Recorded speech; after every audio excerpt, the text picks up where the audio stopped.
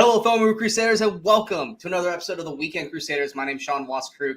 With me, as always, is my partner in crime, Brian Michaels, as we talk about 5 movies that came out during this weekend in movie history. We were not lying when we said that we were pretty excited about this week, that we had 4 out of the 5 movies that are favorites of ours. We also have a first for Weekend Crusaders, which is weird. I didn't realize until I was actually doing the homework for this, but we actually have 3 movies that came out the same exact day. Really? Same year. I didn't even realize that. 3 of these movies came out the same day. I think we've had 2 before, but we never had 3. So we really liked it this specific day in this year for it to be on the show. But we have a lot of movies that we love that we're talking about today. So you're going to hear a lot of, I guess, positivity from Brian and I. And then you're going to hear a lot of negative for a particular film. Brian, you're in agreement. What are your thoughts on this week's episode? Yeah, man, your pick this week sucked. No, I'm kidding. But there's you pretty much already said it all, because there's 4 movies that we really like to different extents, though. Some more than others, and then that one that we'll get through it. Yeah, we're not going to start with that one yet, but we will not save it to the end of the show. We will definitely be getting that one out of the way here in a little bit. But first, we are going to be starting with our revisited film.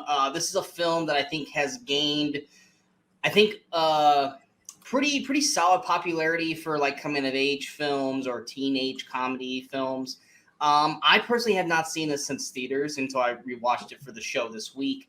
And we are talking about the 2010 teenage comedy, Easy A.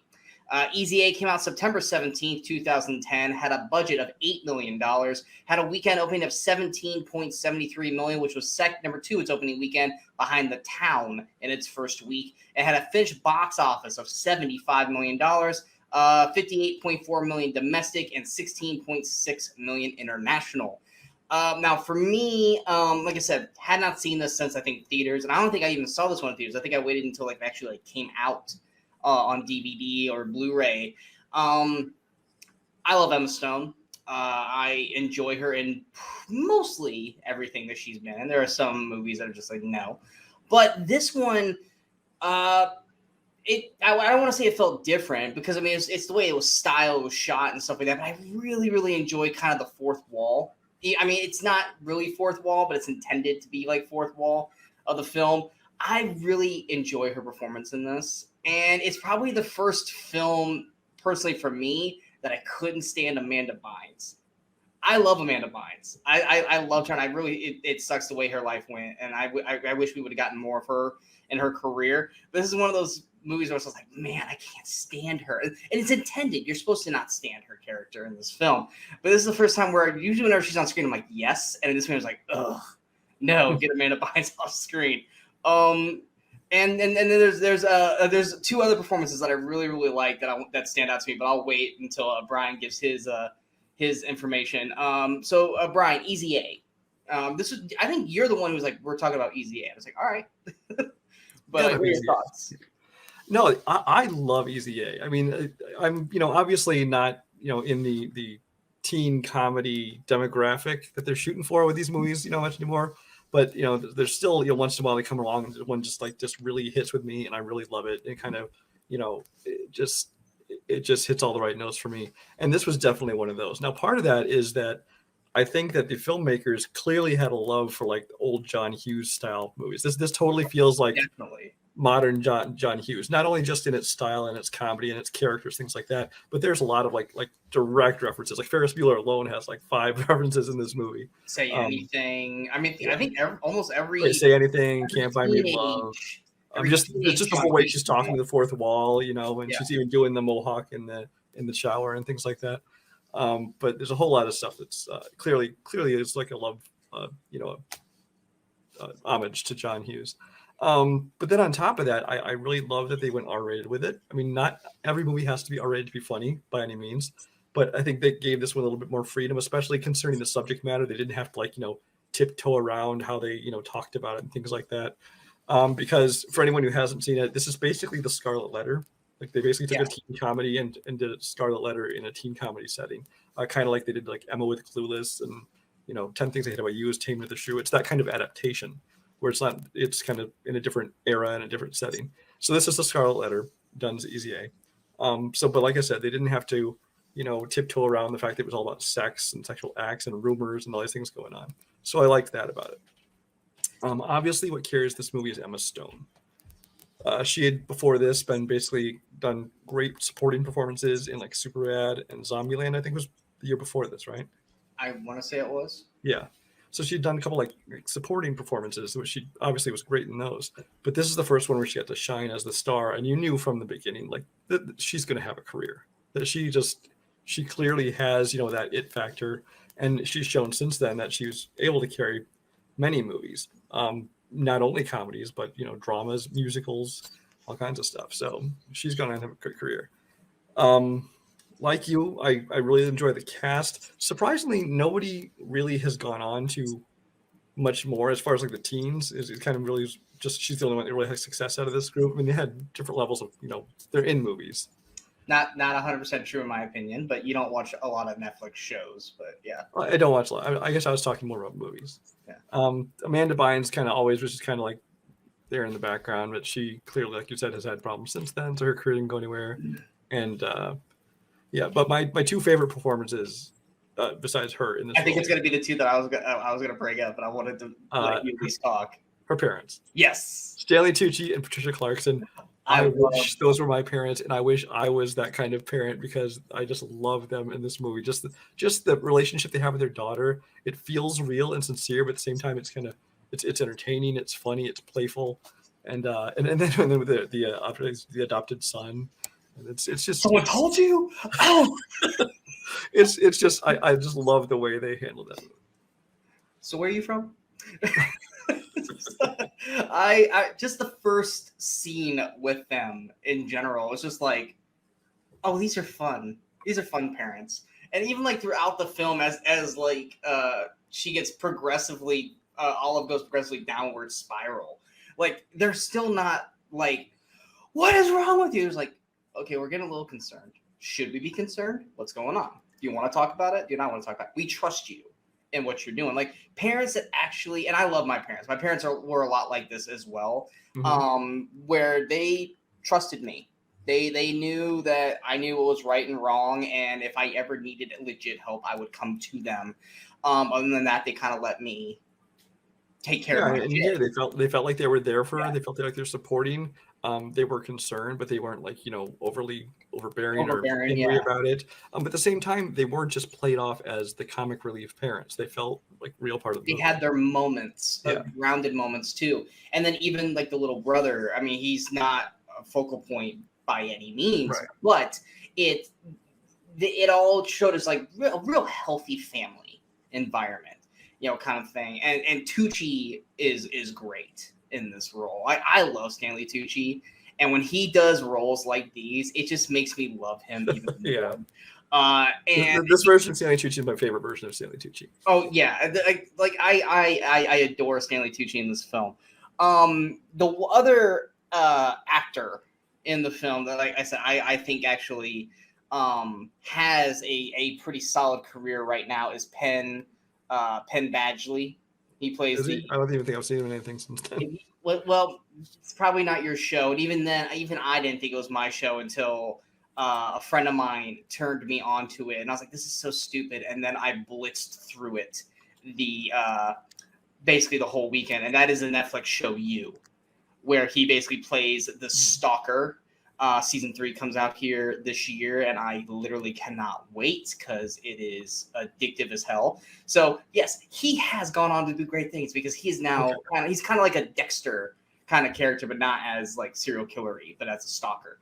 But yeah, anyway, with the rest of the cast, I mean, Dan Bird, I mean, I know him from Cougar Town. So I enjoyed seeing him in his role here. I mean, you got Thomas Hayden Church, you got Lisa Kudrow. Malcolm McDowell makes a small part in this film.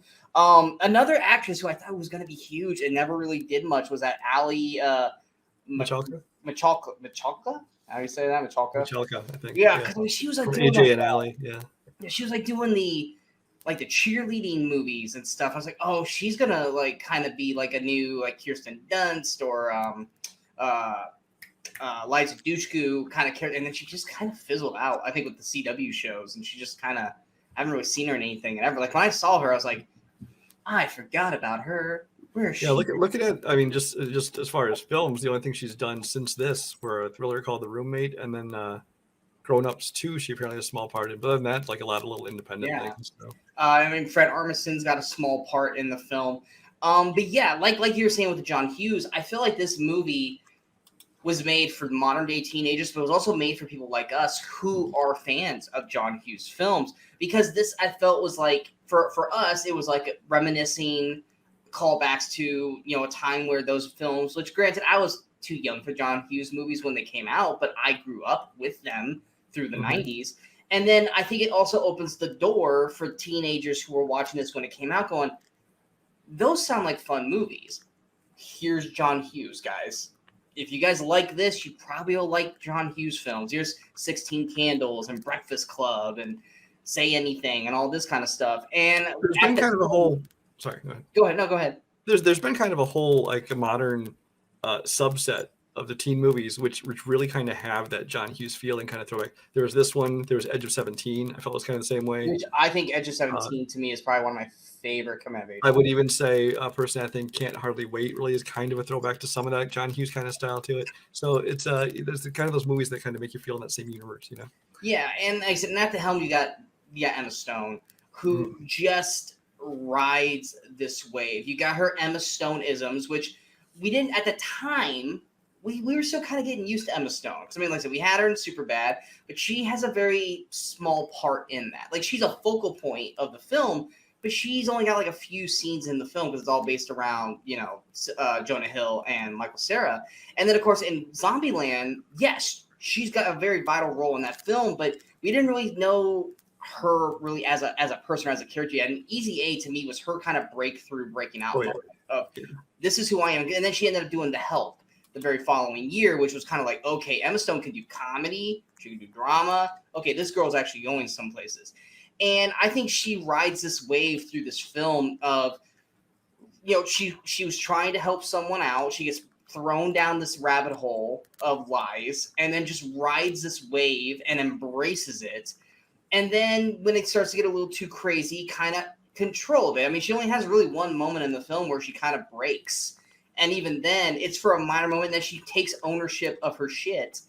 And really, she's probably one of the strongest, in my opinion, one of the strongest female teenage characters that we have seen in any kind of films like these. Oh, yeah. Like, she's a very just smart and strong character as Olive. And then even with all that, like you said, the sex comedy aspect of it. Like, yes, the whole basis of the story is sex. But they didn't have to go the raunchy side of it. Like most of the R-rated comedies that would be revolved around this would probably just go, sex, raunchy joke. This is a very toned down, grounded sex film in a way where, yes, the topic is sex, but they aren't trying to go the raunchy route, which you and I, we like the raunchy route, but we can also like this kind of route too if it's written smartly and it's directed and acted very well. And Easy A does that. It's a very well-rounded film. Great cast, great solid story. I wasn't necessarily crazy about the teacher storyline. I thought that was tacked on at the end. Yeah, it seemed a little unnecessary. I mean, the only thing is, I guess, just to have some more real-world consequences to the whole thing. But I don't know. And I think that was to kind of just break it down fully to we need to have a turn point that's going to cause Olive to finalize this thing, and maybe that's what that was. It just felt like I mean, okay, but I'm not like, really? We're going that route with it? Like, okay. Well, but at least with this, they still didn't go too far.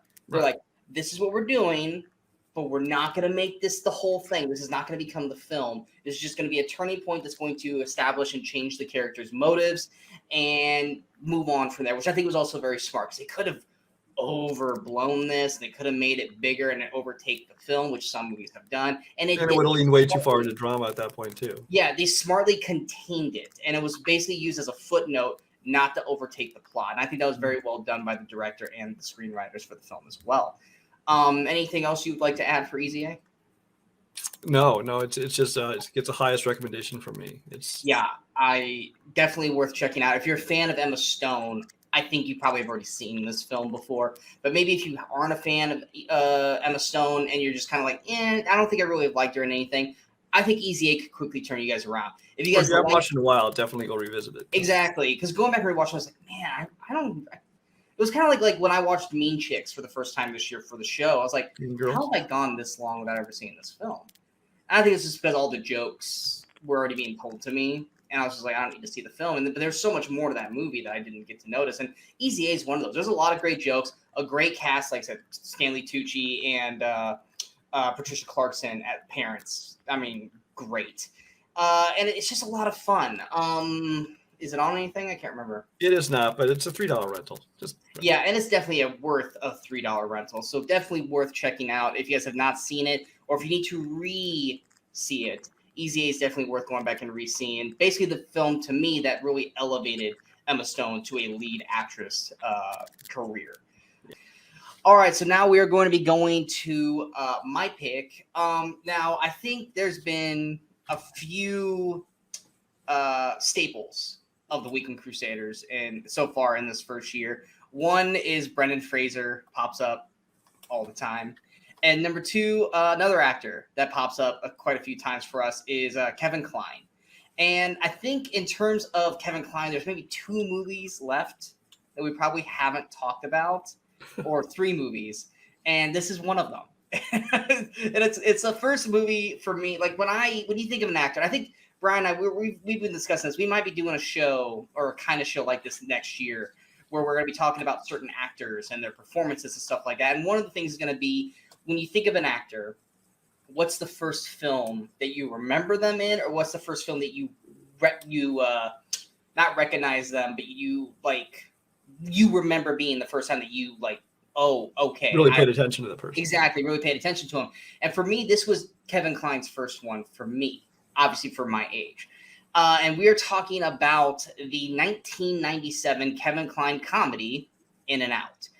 In and Out came out September 19th, 1997, had a budget of $35 million, had a weekend opening of $15 million, was number one its opening weekend, its only week at number one, and had a finished box office of $63.85 million. Now, this movie, I don't think would probably get made today, or if it did, it would be very different. It would be drastically different than what it is. General plot of this film is basically you have Kevin Kline, who is a drama teacher, Mr. Brackett, and he basically taught a movie star who's up for the Academy Award for Best Actor, played by Matt Dillon. He wins the Oscar, and then during his acceptance speech, he thanks Mr. Brackett, and at the very end goes, and he's gay. And Mr. Brackett lives in a very, very small town of Greenleaf, which I think was Indiana. And I guess there's no gay people in that town or whatever. And it completely turns his whole life upside down. He's getting married in less than a week. And it's basically about him being bombarded by paparazzi and reporters and the whole town kind of treating him differently and some turning on him because of this announcement made by Matt Dillon's character, Cameron Drake, that he's gay when even Mr. Brackett doesn't know or doesn't see it. Yes, I did the numbers. Sorry, I completely missed it. I must have been looking something up. Sorry. Yeah, it was number one. It's opening weekend. It's only weekend number one. Sorry. But yeah, this film, like I said, would not, if it got made today, it would be completely different. But this, to me, this was my first real introduction to Kevin Kline. At my age, like in 97, I think I was 12. I had not seen A Fish Called Wanda. I had not seen any of the other films that we've spoken about with Kevin Kline so far. So to me, this was my first introduction. And I thought, back then, this was a funny film. Cast-wise, you got Matt Dillon, you got Joan Cusack, you got Tom Selleck without a mustache, which is really, really weird. You've got Debbie Reynolds, Wilford Brimley, Bob Newhart. So I mean, cast-wise, Sean Hatosy, how do you say his name? Who I like from The Faculty, and he's on the TV show Animal Kingdom. Solid cast, but nowadays, there's a lot of things in this film that goes, it's kind of cringy. And I know, Brian, this one isn't one of your fave Kevin Kline films, but what are your thoughts on In and Out? Well, anything Kevin Kline is in, I'm going to enjoy to some extent, just based on that alone, especially his comedies, because we've talked about before. I miss him as a good comedic actor. He doesn't really do much anymore. But I mean, this one came out, and yeah, well, it wasn't a movie that I loved or that I watched on repeat or anything like that. But I enjoyed it. Revisiting it now, I still enjoyed it. I don't think I found it quite as funny as I remembered it being. But it was still just kind of a nice, pleasant, movie, good comedy to watch. Everybody in it does a fine job, things like that. It's like you said, it would be very different if they made this today. Because first of all, everything in this movie is a complete stereotype. I mean, if you're gay, you have to be dancing and prancing. You have to be singing "It's Raining Men." He's Macho Man. You have to the fact that he likes romantic comedies, so he must be gay. No, it's not romantic comedies. It has to be every Barbra Streisand film ever made. Oh, Barbra Streisand movies, especially, things like that. And then there's other things in there that people would lose their shit over. Like the fact that Joan Cusack was this woman that he was going to marry her, but she had to get thin for him before they could get married. I mean, that's probably her choice, but still, it's put that movie today and people will lose their shit. Why does she have to get thin? Which even in this movie, I was thinking, why is that a thing? Why would whatever? But yeah, so obviously, I mean, a movie like this about someone who comes out as gay would be made today, but it would be very different, both in the story and in the tone. I think it'd be handled very differently. But as it is, I mean, it's definitely a product of its time, but it's fun. It's not, I'm not gonna call it one of Kevin Kline's best comedies, but it's enjoyable enough. Yeah, I mean, it's one of those that's like, I mean, I think of the Joan Cusack character. I think her thought process was that she had incredibly low self-esteem because she was fat, and Kevin Kline wouldn't sleep with her, obviously because he's gay. And I think she thought she had to lose weight to be sexy for him. I think that's where that was going. They didn't really hammer it home on that, but I think apparently he didn't hammer it home either. So. No, he didn't. Even when he had to, she was like, "You don't have to." I'm like, "You're telling him no now."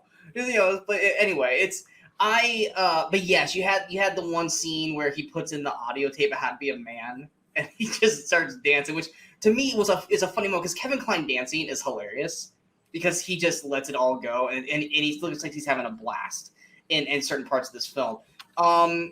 And in that scene in particular, which I'm like, here's the thing that bothers me about audio tapes like that. Let's say you didn't dance and you're just standing still and that audio tape is still yelling at you to stop dancing. You're like, I'm not doing anything, man. Like, get off my ass, But anyway, I mean, obviously that they wouldn't have made the tape like that for the film otherwise.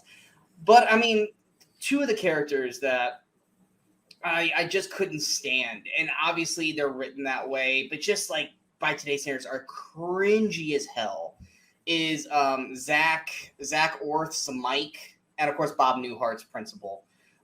Zach Orth's Mike, every line of his dialogue is just like, oh my god, this guy shut the hell up, because everything out of his mouth is just garbage, and he felt like he was trying to be. Granted, this was I think right around the same time, or no, it was 2 years earlier than American Pie. He feels like he's an American Pie, like he's trying to be Stifler, and he does not have the acting abilities of Sean William Scott, not by a long shot. But he's basically Stifler in a comedy that is very, very not R-rated, and his dialogue is cringy every time he talks. And Bob Newhart, obviously, he's playing kind of the gayness rubs off on people kind of character, which is just we gotta fire you. Yeah, it's Bob Newhart, so it's like, oh man, poor Bob Newhart. But I mean, Joan Cusack, I mean, I can tolerate her most of the time, but she is also very shrieky in this film. A little bit much in this movie. Yeah, a little over the top. Now, granted, at her big blowout that she has, her character should kind of be there at that point of the film, but just Joan Cusack's volume is But we also get Timon, or no, we get Pumbaa. We get Pumbaa from The Lion King in this. It's always nice to see him out of animation, just to see that the actor actually does act it, you know. But yeah, it's the film. Like I say, even though it's my pick, it was one of those like I'm rewatching and it's like I enjoy all the Kevin Kline scenes. I enjoy Tom Selleck in this film. Which, if he had a mustache, could we not accept him as gay? Is that why they had to shave it off? I don't know. Yeah, I guess Mustaches are manly. We can't have a mustache. Exactly. He can't be Tom Selleck with a mustache because he's a cowboy. He's a cop. He's Tom Selleck. Yeah. But he looks fine. He looks still like an attractive man without the mustache. But it's fine. And I did like his character because he was he was like whereas Kevin Kline was all nervous about being thought of as gay and things like this. This was obviously before he came out. Yeah. But Tom Selleck was just a character. He wasn't like some character who was hiding it. He wasn't a character. He was just like, yeah, I'm gay. Whatever. Came out a while ago. I'm fine. And he was kind of the one to kind of set forth for Kevin Kline to be like, dude, it's okay. Yeah, but it felt like, oh, so they have to be a couple. But the end of the film's like, I think Tom Selleck is probably. And you got to play the male kiss as completely comedy, Oh yeah, because even when they had the first kiss, like Kevin Kline, and he does the leg thing.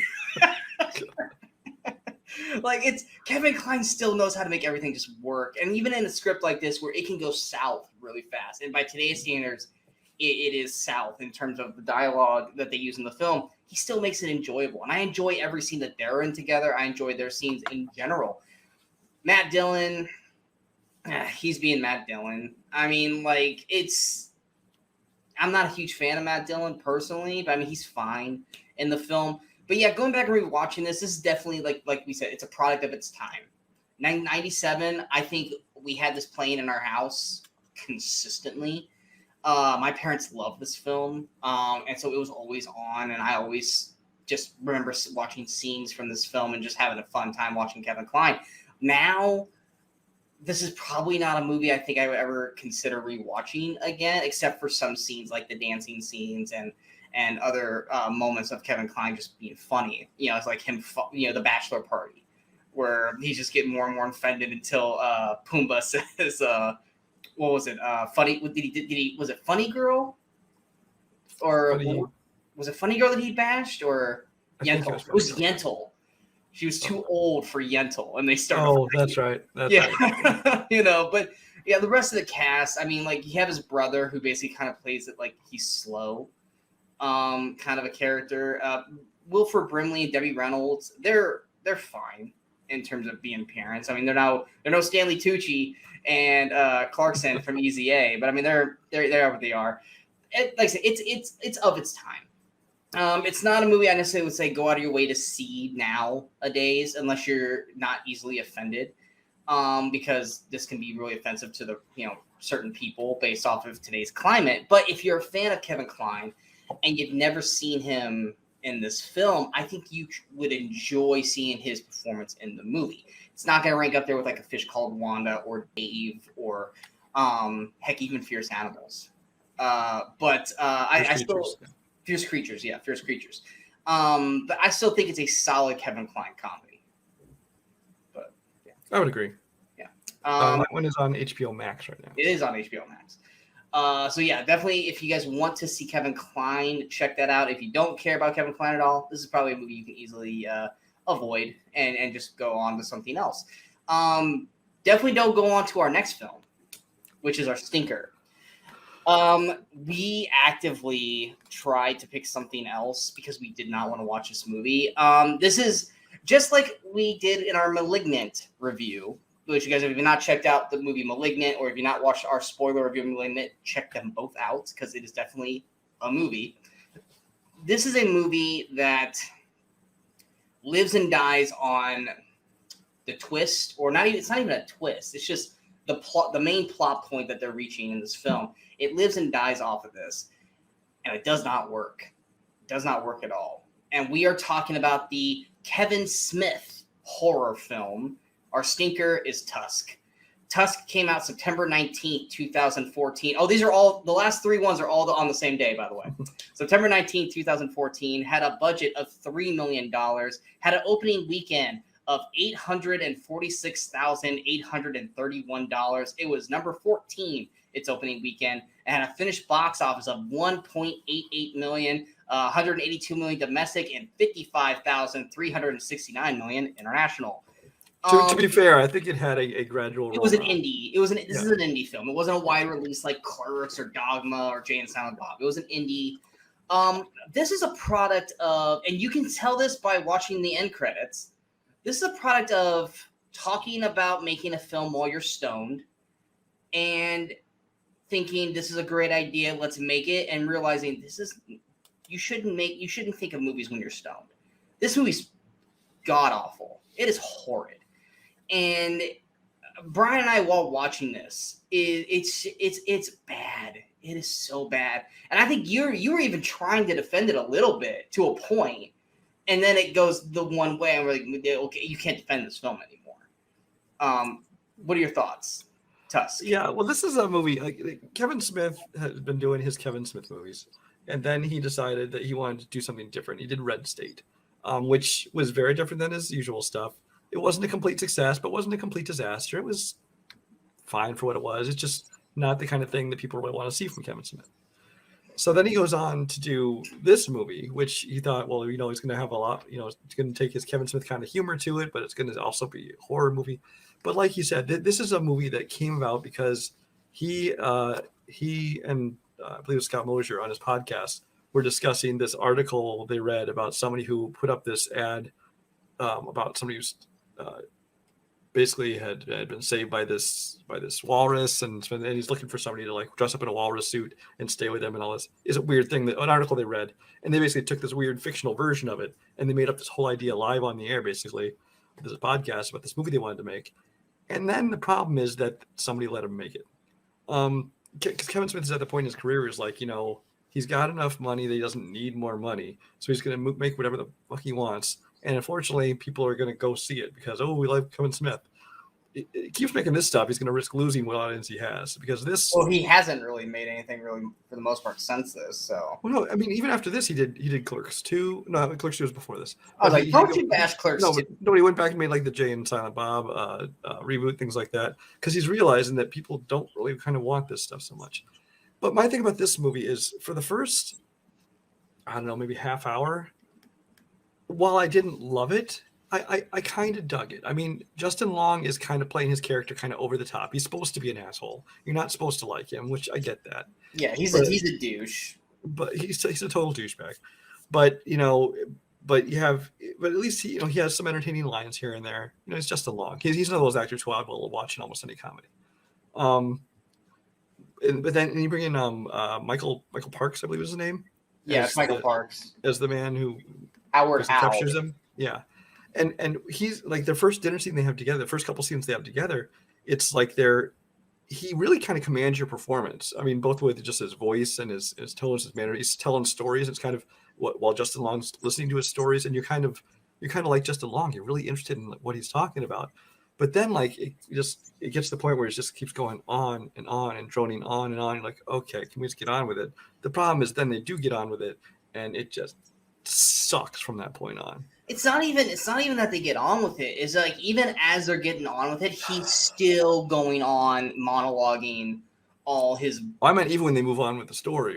I'm talking about even when they move on with the story. Additional scenes where they monologue more. Yeah. Michael Parks keeps talking this droning, monotone, blah blah blah bullshit that I'm just like, even though the plot is progressing, I'm bored out of my mind. And this is not a thought or a plot that should be boring, and it's just boring and disturbing and unusual. And when you really take probably the better actor of the two and you resort them to just going the whole rest of the film, it's just like there's not a whole lot more you can do with this movie. Because early on when he starts doing things like when he chopped off a leg, you realize it's basically kind of a body horror movie. And he's kind of like basically trying to turn him into this walrus, essentially. He says he's putting him in a walrus suit, but parts of him he's actually turning into a walrus. But you're like, okay, this is kind of a dumb idea. It's kind of weird, but whatever. It's just about this psycho and what he's doing to this dude. But then at some point they just like jump 100% Oh into no, it. hold on. We're not gonna go to. Oh no, you're talking about the walrus suits. I think we're going with the other part. We're not gonna go there. No, not yet, not yet. Okay. Where he's basically fully in the walrus suit. Yeah. And at that point, Justin Long is resorted to do nothing but screaming and making these walrus noises. And it's like you find out that he's cut his tongue out, I think. But even then, you wouldn't just automatically start making walrus noises. You could still basically try and form words without a tongue. But it's just like you could do that, but he's on like basically acting like the penguin. The whole second half of the movie is just Yeah, and it's annoying, and you're just like, are we gonna go any further in the plot? Which we do, but not in the way that we would like it to go. And I mean, because that's the main part of this movie is it's just also the characters are just fucking stupid. I mean, you have Justin Long, and his partner in his podcast is Haley Joel Osment, who's actually not bad in the film by any means. No, he's actually been good at a lot of things I've seen him in since then. Yeah, he's pretty decent. I just think he's an actor who is stuck because of his child role. Oh yeah, and I don't hate him. Every time he pops up, I'm like, oh, it's Haley Joel Osment. Yeah, he's popped up on Silicon Valley in he popped up in the Entourage movie. Yeah. And so I don't dislike him. I think he should actually do more stuff. Mm-hmm. But he's just kind of become one note with his casting. But they basically make fun of people on they're basically Tosh.0 podcasts. Basically what they are. And so Justin Long goes up to Canada, which Brian was having a very hard time with this, and I agree, where they had to make every Canada pun you possibly could. Like he's got the guy at the airport. You don't bash hockey, eh? And everything in this was stereotypes. It was last week's Once Upon a Time in Mexico was, are you a Mexican or Mexicant? And in this one, it's a Canada do and Canada don'ts. Yeah, Canada do and Canada don't, and it's like. They had that in like every. I mean, the name of the convenience store is A to Z, except it's EHA.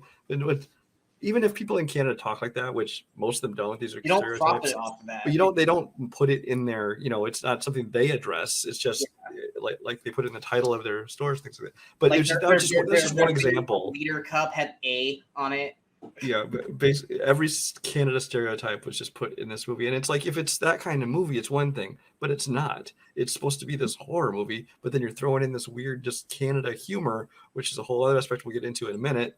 But before we get into that, besides Haley Joel Osment, Genesis Rodriguez, who gorgeous woman. She hasn't done a whole lot. I've seen her in The Last Stand with Arnold Schwarzenegger. I've seen her in a couple other things. She's just wasted in this movie completely, but. And they do this weird thing, and they do it at least 2 or 3 times, where they basically put the camera on the actor or actress, just focal point, and they just keep it on them like it's an audition tape, and just let them monologue a full-on scene, and then you finally realize that they're talking to somebody, and it's an actual scene with other people. And Genesis Rodriguez, I think the first time we see her, no, it's not the first time we see her, because the first time we see her is a flashback. It was just long, yeah. Yeah, and it's just like they keep trying to hide who she's talking to, or it's like we know who she's talking to. We're not stupid, But it's like a full-on 2 to 3 minute long just monologue with the camera just still on her, and then they also do it later with another character that we're going to talk about, and it's just like it almost felt lazy and an unnecessary thing. Like you're like because you think it's like Kevin Smith's thinking he's being clever and he's not, and it's. First off, this is a product like Brian, you've made this assumption many times throughout the show, is like with Adam Sandler, Will Ferrell, Kevin James, is putting an actress way too fucking hot for the characters that they're with. Justin Long's not ugly by anything. We're not saying Justin Long's ugly, but Genesis Rodriguez is way, way, way, way, way outside of Justin Long's coverage. Especially for a guy who's such an asshole. Exactly, especially for the character that he's playing. And then you have Haley Joel Osment. Like I said, we like Haley Joel Osment, but bro, come on. Seriously? And then you have her who looks like a fucking supermodel. And we're supposed to believe, she's supposed to have, the worst self-esteem to just be latched onto these two. Now, granted, they're rich because of this podcast, but still. But, I mean, Justin Long's character is just so stupid because, he goes out, 2 hours into, the woods, doesn't tell anyone where he's going, doesn't tell his buddy, hey, change of plans, I'm going to go to this guy here, this is where I'm at, just goes there. And then at one point, like you said, he gets drugged drinking the unlimited bottle of tea in this tiny-ass little cup, which was driving me insane because he's drinking this tea. He's like, this is the best tea ever. He keeps drinking it, constantly sipping it, and it never refilled it as far as we could tell. Yeah, it's like the tea's gone, and he's still like, no, the tea's empty. Stop drinking. But he gets captured. He loses the leg. He realizes the dangerous situation. He gets his phone, and instead of calling the fucking police like anyone should, he calls his girlfriend, leaves a long ass voicemail. Which, okay, granted.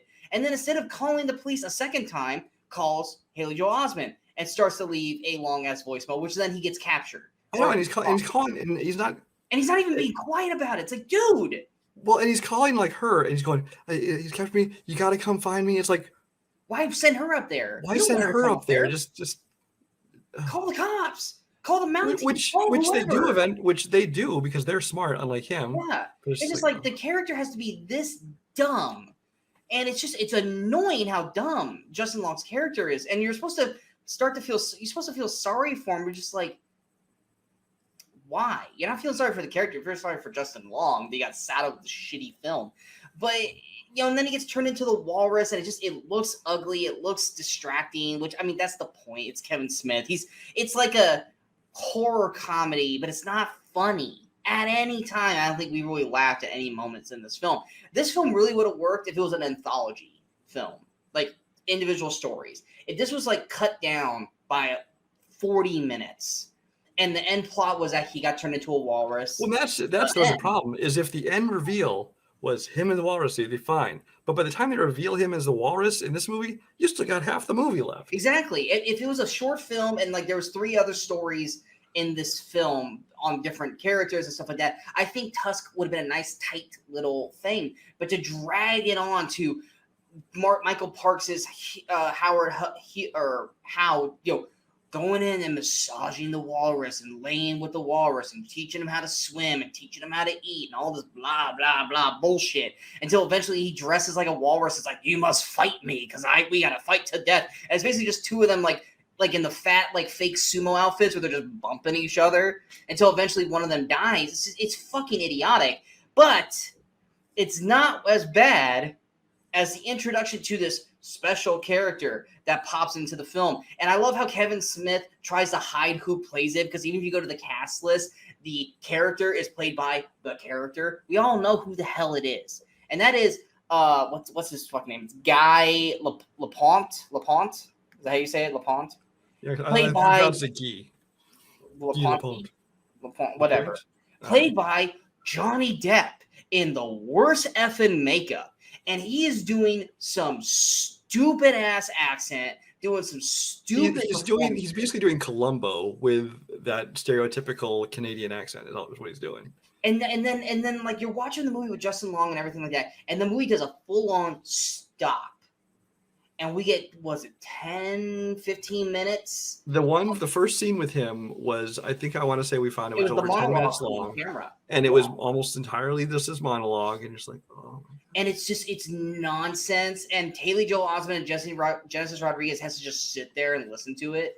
And then on top of that, we have to go to a flashback where he meets Howard Howe, and it is it's one of the worst scenes I've seen this year on the Weekend Crusaders. And I told Brian, like, as we're watching, I'm like, what the fuck is this scene?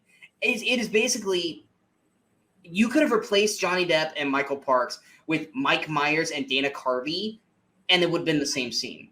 Like, it feels like a very poorly SNL sketch with funny voices and kind of shit. It is the dumbest, and it goes on for 5 minutes. Oh my God, it goes on forever. And then we're back to another monologue with Johnny Depp. By the time this shit ends, I don't want to watch the movie anymore. I didn't want to watch it to begin with. And I'll spoil it because I don't give a shit. And at the end, you got Justin Long still there as his walrus. When anyone in the world would have been like, no, kill me. I do not want to live on like Johnny this. Depp was going to kill him. Johnny was going to kill him. And then I guess like Genesis Rodriguez, I keep calling her by her actress's name. I don't know what her real name is. What is it? Allison was like, no, don't kill him. Why? Why do you want him to keep living like this? And even I think Justin Long, you couldn't really tell. I'm pretty sure he was trying to say, yes, kill me, kill me. I think he was saying, like, yes, kill me now, please, because he killed Michael Parks with his tusks, and it literally acts like he's like begging, yes, please shoot me.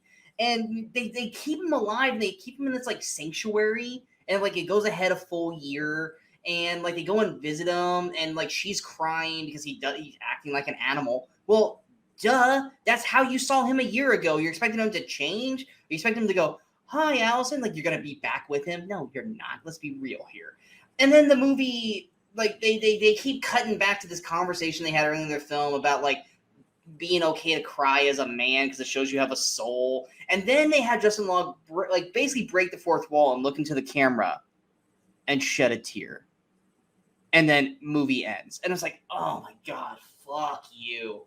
This movie's trash. And then over the closing credits, you hear the segment of the podcast where they're making up this movie. And they're just laughing about it, thinking that it's the funniest thing ever. And I'm like, yeah, it probably sounded funny to you guys. You didn't display that in this film that we just wasted an hour and 40 minutes watching. This is a garbage film. There's a reason why I hadn't watched this up till now, because it looked like fucking crap. And it is. And oh my God, this is the third time and back-to-back weeks that Johnny Depp has popped up in the stinker. And this is hands down the worst I've ever seen Johnny Depp. And some people think he's hilarious in this and that he deserved, didn't it like some festival thing? They said that he should have gotten an award for this performance. It was one of those like little independent like horror film festival or something. But yeah, they're like calling him for like best supporting actor or something. Like, what? Don't humor that. Don't give props to this. This is horrific. That's totally just one of those awards that was hoping the star would show up to their party. I'm sure it's what it was. Yeah, and oh God, this movie's horrible. It's horrible. And there's Kevin Smith.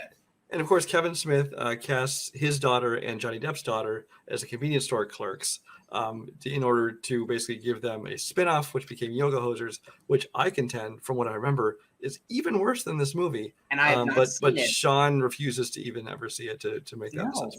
So. Why would I? Unless it possibly was a stinker on the show. No. Which it didn't work out. I looked.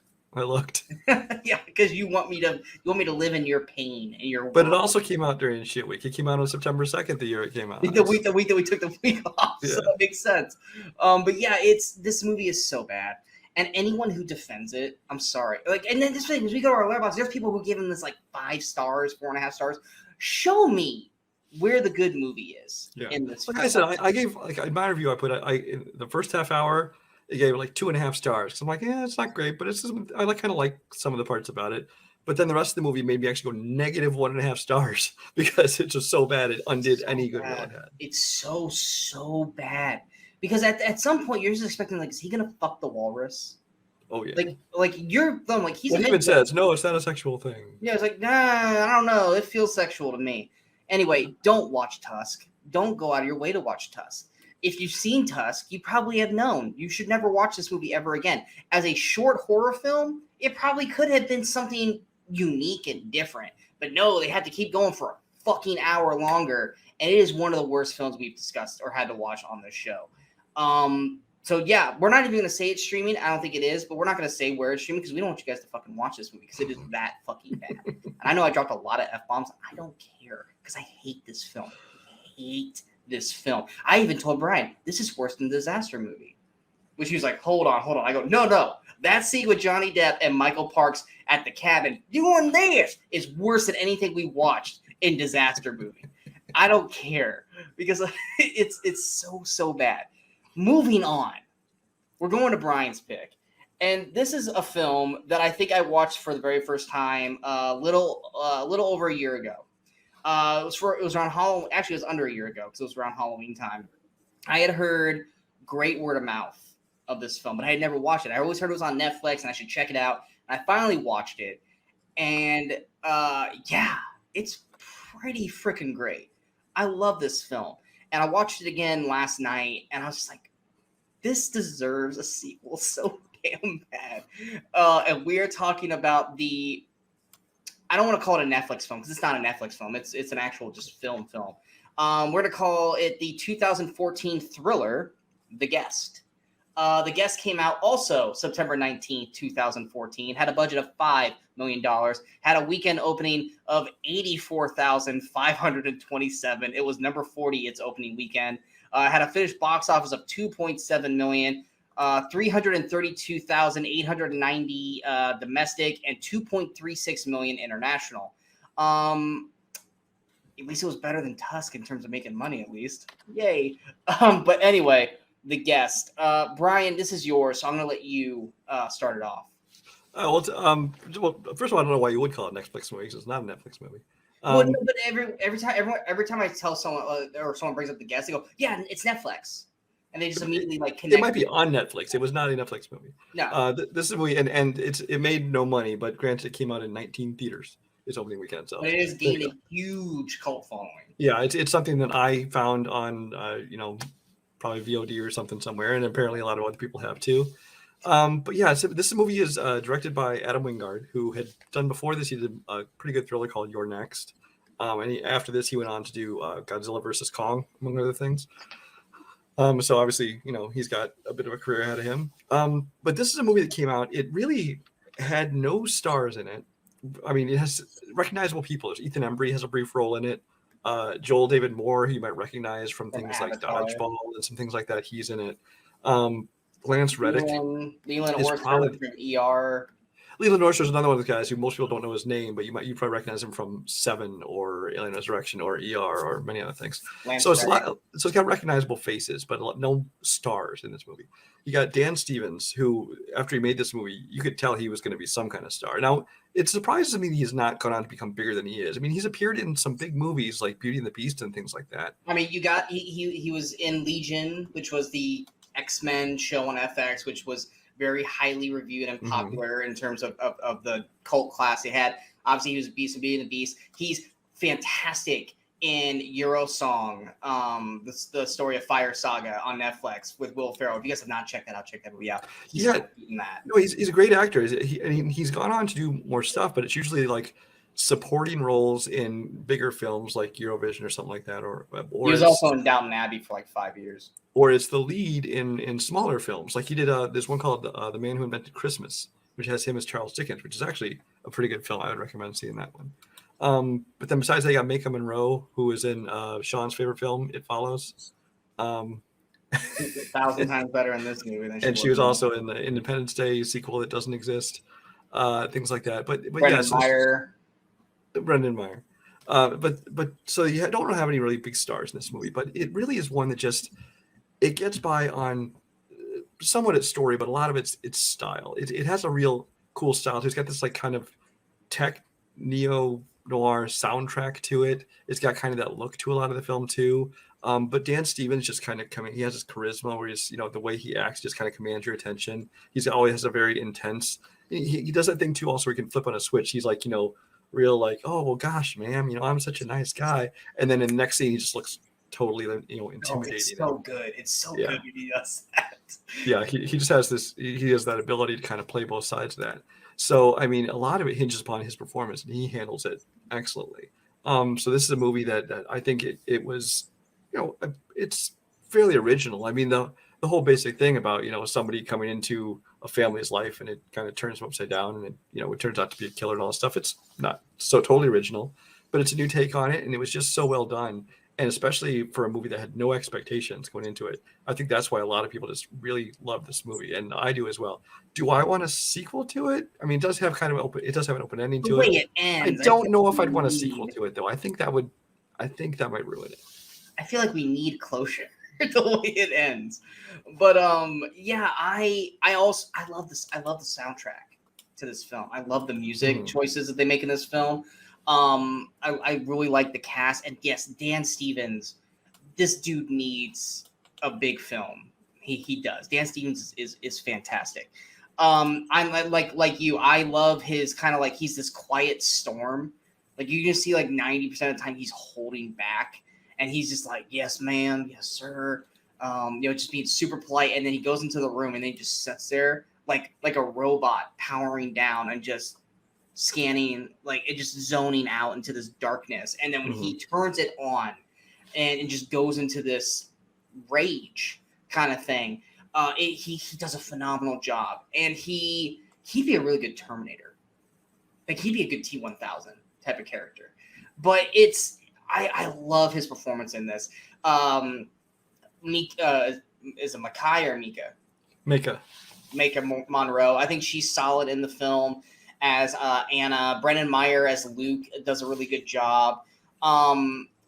Everyone else, they kind of get little things here and there, but I mean, it's really those three. I loved the final third act, the scene, like just where it's shot, like in the high school prom, which is like basically a horror, or it's like Homecoming. I can't remember. I think it's Homecoming. It's like done like a horror nights kind of thing, and the way it's shot and done with like the fog machines and everything, I think looks great. I love how they did the action in this film. There's not a lot of action, but when they do it, it's brutal and it looks great. And I cannot speak enough about how great Dan Stevens is in this role. Like he commands the movie. Whenever he's on screen, you are just captivated by his performance in this film, and you're just waiting to see what he's going to do. Whether it's just a simple conversation about nothing, or whether it's him going full-blown like Jason Bourne. It is awesome. And I think that's why people want to see a sequel to this. A, because of how it ends. But B, is because the Dan Stevens character is just so good that you want to see more of this kind of character. You want to see where David goes next in terms of where this character could go. And that's why I think people want a sequel. And I think they did an interview with the director 4 months ago, and he says that they are thinking about a sequel, but he says that it's not going to be anything like the first film. He goes, if we're going to do something, it's going to be something drastically different with the David character.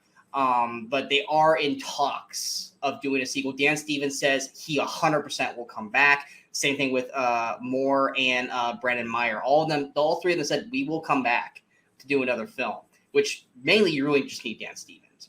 But they did say they will not retread the same stuff that they did in the first one. They will do something different because they feel like it'd be a disservice to the audience or the fans of the first film if they just we're just going to continue with the same shit.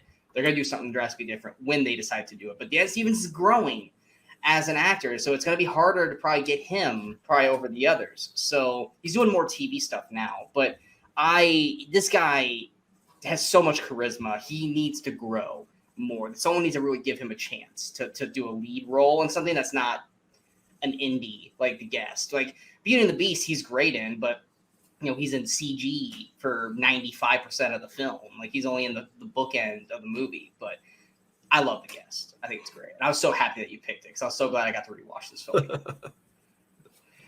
But yeah, it is on Netflix. It is on Netflix, and if you don't have Netflix, you can watch it free with ads on IMDb TV, which is actually available through Amazon Prime and also through Tubi TV. Gotcha. Anything else you want to add on The Guest since it is your film? Nope. All right, so we are going to our final film. This is a movie that I watched for the first time earlier this year. I had to watch it for trivia, and I remember the trailer. It was just one of those movies that I think it just fell through the cracks.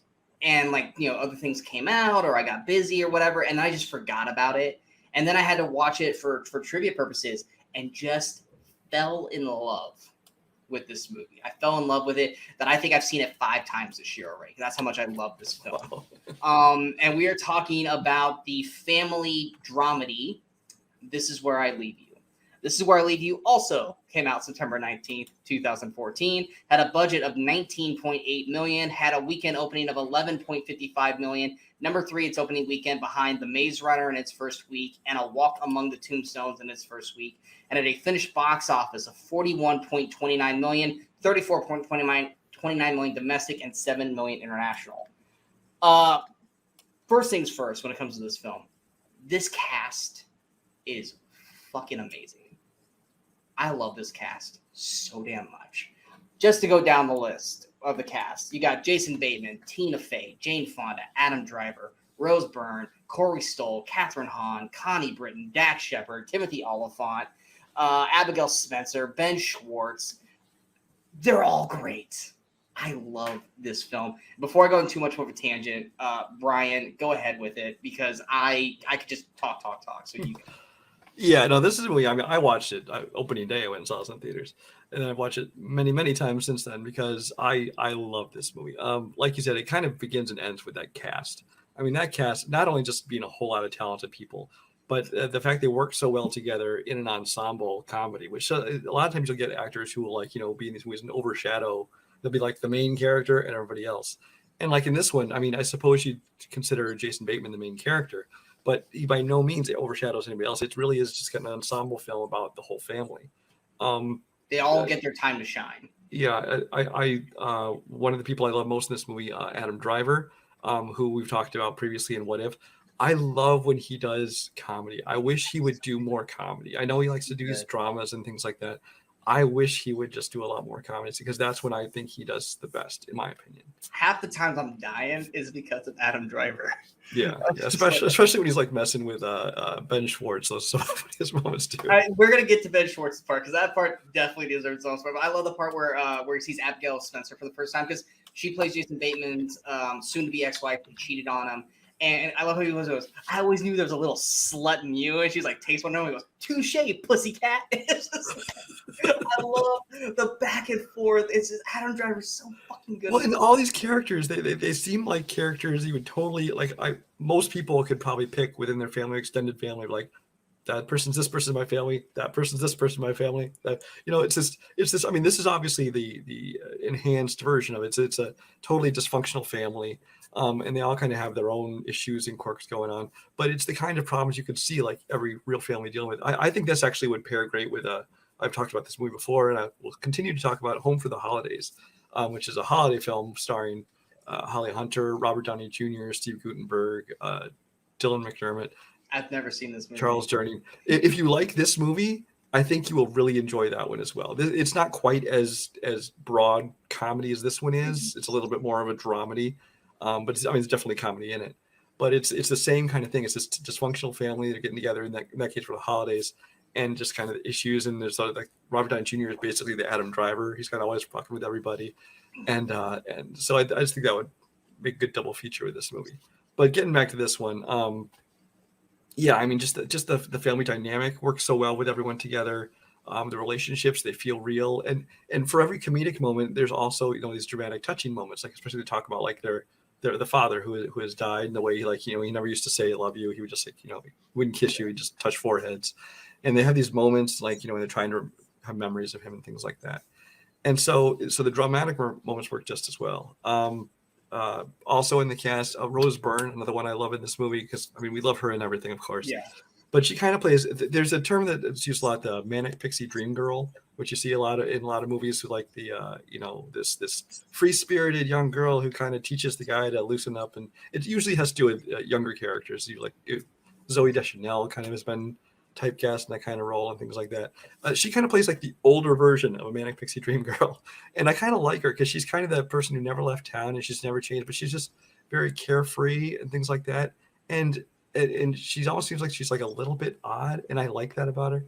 But I just loved her in this one as well. So those are kind of the main standouts for me. But really, top to bottom, there's nobody I don't like in this cast. Sean Levy directed it.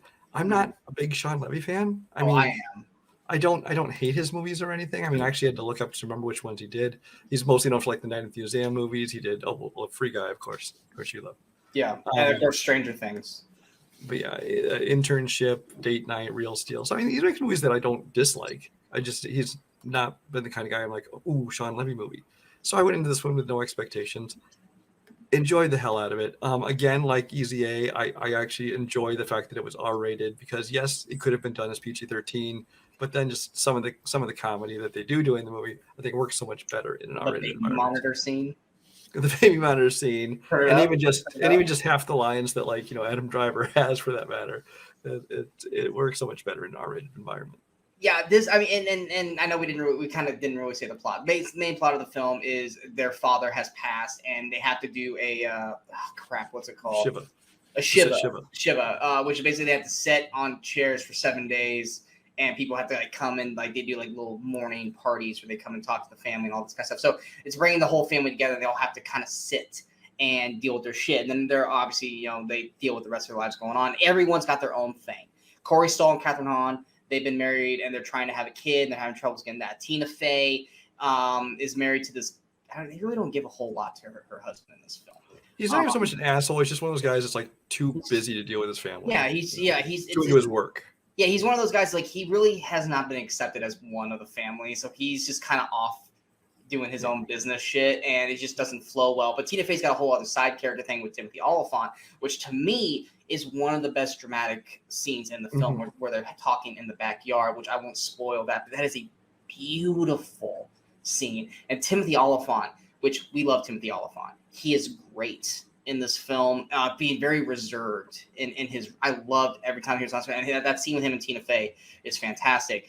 Obviously, Jason Bateman, like I said, his wife cheated on him with his boss, played by Dax Shepard, so he's going through things. And then Adam Driver brings Connie Britton, who I also love, to the show, to basically, and he's kind of he's the youngest, so he's the wild, crazy one who just does stupid shit. And then Jane Fonda's the mom. She's a author who basically wrote a book about their whole lives. So pretty much they're on blast for most of it. It's basically put their entire lives on display, and they're not very happy about it. So. Exactly. But it's not nothing new. Their whole lives they've had to deal with this. Yeah, but she's about to go back on tour and stuff like that. There's a whole other thing about her that's a joke in the film that I think is funny every time they bring it up.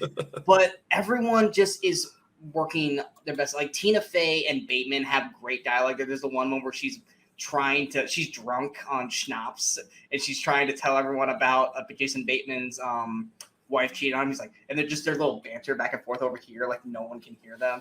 I love their dynamic together. They work great together. Corey Stoll playing kind of like the asshole big brother works great with Adam Driver and Bateman. The scene in the Hebrew classroom when they're high is fantastic. Ben Schwartz as the rabbi, who has a fantastic nickname. And every time they say the nickname and his reaction to said nickname is great, especially outside of the synagogue, is probably one of my favorite films. One of my favorite parts of the film. I was like, why are you so strong? I could just maneuver you everywhere. You're so bony. And then when Timothy Olyphant says it at the end, the nickname, he's like, was that you? Yeah. He just kind of has to deal with it. This movie is awesome. Like I said, touching moments, especially near the end with Jason Bateman about his dad. Beautiful, touching moment there. Adam Driver and Tina Fey have a great moment in the backyard. There are so many, with every funny moment that they have in this film with this dysfunctional family. There are great, like you said, dramatic moments. Each person gets this special scene or moment with someone else to really shine.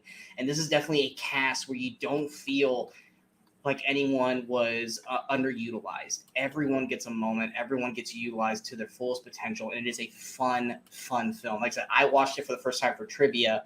So I was having to study it like crazy. And then the next day, I was like, I just want to watch this to love it. And I watched it again, and then I showed it to my parents because I was like, they would love this film.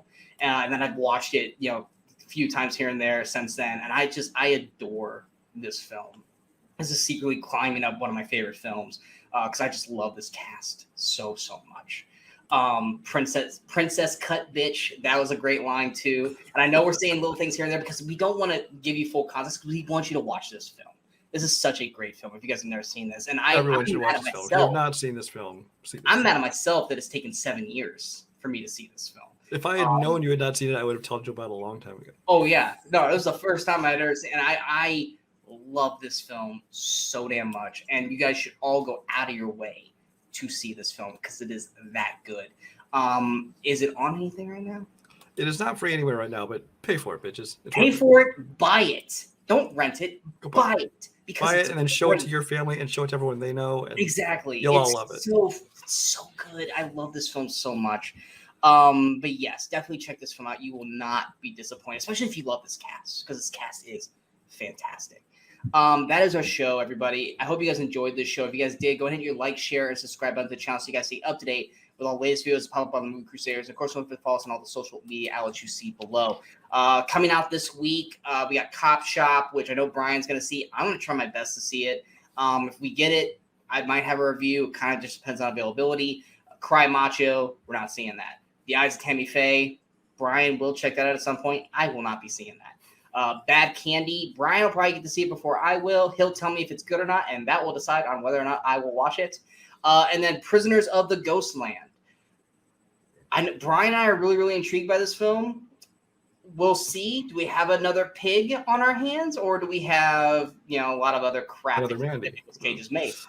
Coming out next week, I think the only thing really coming out is Dear Evan Hansen. I want to see it, but I don't know if I really want to go to a theater to see it. So I don't know if I'll have a review for that or not. We'll see. But that's the only movie coming out really next week. But like always, Brian and I will be back next week for another episode of the Weekend Crusaders. We will talk about 5 movies that came out during that weekend. This is another list. I think it's. I don't think it's as good as this time. They all came out on the same day. No, I'm kidding. Yeah, I wish that'd be funny. We've got I would say this one's a crime film. I've never seen. So that'll be a first time watch for me. We have a stinker that we thought was a spinoff of a stinker that we had already done on this film, but it's actually its own separate thing. This one I think is going to be more fun than just straight up bad. We have a feature film that Brian and I love a whole lot, and we're going to have a fun time talking about it. My pick is an animated film that I think really gets talked down on for people who really just haven't seen the film. It's actually a really good film, but I have not seen it since theaters, so we'll see if my perception has changed since I last saw it. And then we got is this a comedy? It's a rom-com. It's a very little known rom-com that I think more people would enjoy if they watched it. Yeah, and I've never seen it. So Brian's got another film that I've never seen. Hopefully the soundtrack and the score is not atrocious and it's actually a decent film. We will find out because that's what it is when Brian picks movies I haven't seen. But figure out what those films are, and we will be back next week. My name's Sean Wasserkrug. That is Brian Michaels. We are the Weekend Crusaders. And until next time, in case I don't see you, good morning, good afternoon, and good night, Movie Crusaders. You're still here? It's over. Go home.